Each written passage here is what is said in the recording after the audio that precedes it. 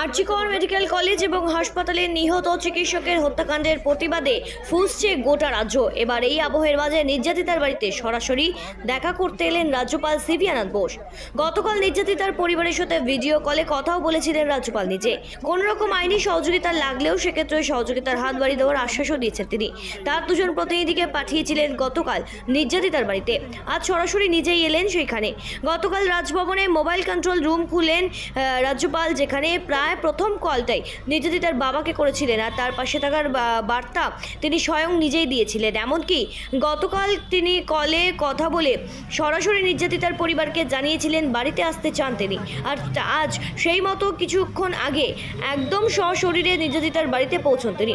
ধর্ষণ করে খুনের অপরাধ করার অভিযোগে এখন সিবিআইয়ের হাতে আছে সঞ্জয় রায়। তাকে দফায় দফায় জেরা করা হলেও এখন অবধি তল খুঁজে পায়নি সিবিআই। কেটে গিয়েছে গোটা একটি সপ্তাহ।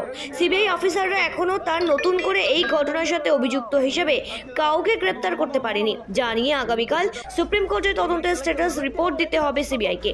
এই আবহের মধ্যে যদিও কারো কোনো অভিযোগ থাকে তাহলে ফোন করে সরাসরি রাজভবনে জানাতে পারবেন আমজনতা। আর সেই মতো ফলত দুটি ফোন নম্বর রাজভবনের পক্ষ থেকে প্রকাশ করা হয়েছে, সেটা গতকালই প্রকাশ করেছে রাজভবনের পক্ষ থেকে।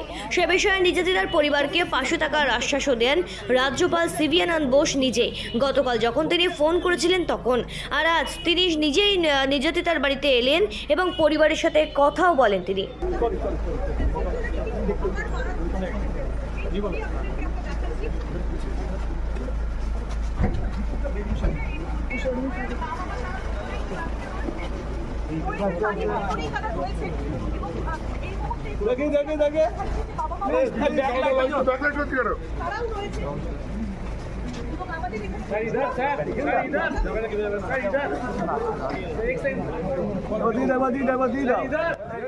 সোদপুর থেকে সেঞ্চুরি পোতারের রিপোর্ট, সঠিক বার্তা।